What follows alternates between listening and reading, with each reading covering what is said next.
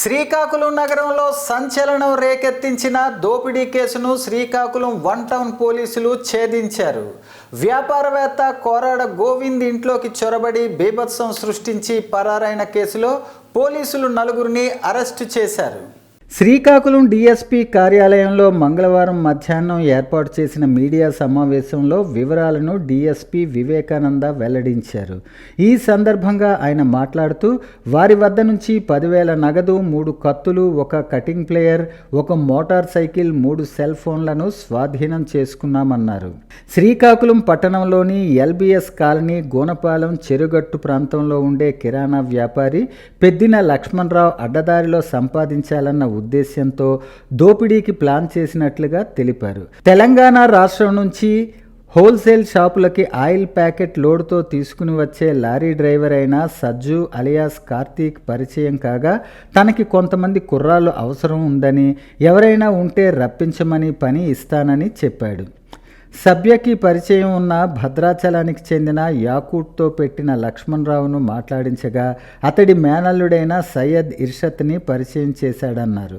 వారం రోజుల క్రితం పెద్దిన లక్ష్మణరావు శ్రీకాకుళంలో పని ఉందని సయ్యద్ ఇర్షత్తో మాట్లాడి తనతో పాటు 2 కుర్రాళ్లను తీసుకురమ్మని చెప్పాడన్నారు. ఉమెన్స్ కాలేజ్ దగ్గరలో ఉన్న ఇండియన్ బ్యాంక్ దొంగతనం చేయమని చెప్పగా అక్కడ జనాభా ఎక్కువగా ఉండటంతో వారు భయపడినట్లుగా తెలిపారు. తర్వాత లక్ష్మణరావు ఇంటికి సమీపంలో ఉన్న వేరొక ఇంటిని చూపించగా వారు అక్కడికి వెళ్ళేసరికి వారు కేకలు వేయటంతో భయపడి పారిపోయారన్నారు. తరువాత వ్యాపారవేత్త కోరాడ గోవింద్ ఇంటిని చూపించి వారి ఇంటికి వెళ్ళి బెదిరిస్తే అధిక మొత్తంలో డబ్బులు, బంగారం సొంతం చేసుకోవచ్చని చెప్పి 3గురిని పంపించాడన్నారు. కోరాడ గోవిందరావు ఇంట్లోకి 3గురు ప్రవేశించి కత్తులను చూపించి ఇంట్లో ఉన్న మహిళను బెదిరించి టేబుల్పై ఉన్న 12,000 నగదును తీసుకోగా ఇంట్లో ఉన్న యువకుడిపై దాడి చేశారన్నారు. అతడు ధైర్యంగా ఎదిరించి కేకలు వేయటంతో పరారయ్యారన్నారు.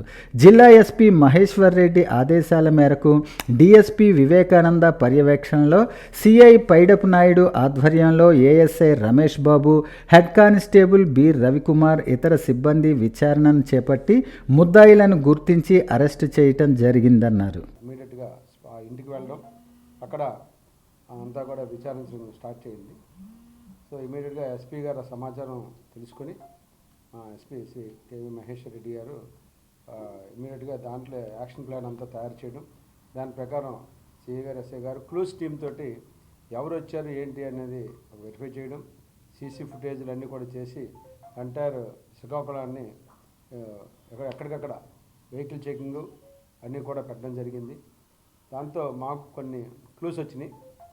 ఆ క్లూస్లో ఉన్నటువంటి సమాచారం ప్రకారం అంతా కూడా కొన్ని సీసీ ఫుటేజ్ ద్వారా కొన్ని పేర్లు అంటే మనుషుల ఫిగర్లు ఐడెంటిఫై చేయడం జరిగింది.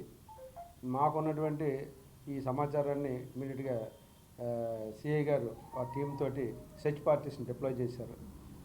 చేసిన తర్వాత నిన్న సాయంత్రం వీళ్ళందరూ కూడా ఎప్పుడైతే పోలీసులు సెర్చ్ పార్టీస్తో మూవ్ చేసి శ్రీకాకుళాన్ని అంతటిని కూడా కవర్ చేశారని తెలుసుకున్నారో వాళ్ళు ఊర్లోంచి పారిపోవడానికి అవకాశం ఉన్నట్లేక మరి ఇక్కడే ఉండిపోయినట్టున్నారని తర్వాత ఇంట్రాగేషన్లో తెలిసింది.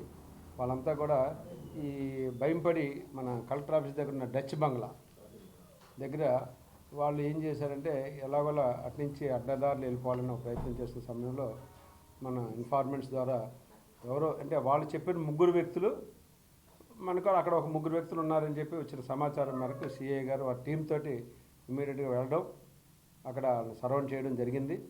ఇమీడియట్గా వాళ్ళందరినీ కూడా పట్టుకోవడం జరిగింది.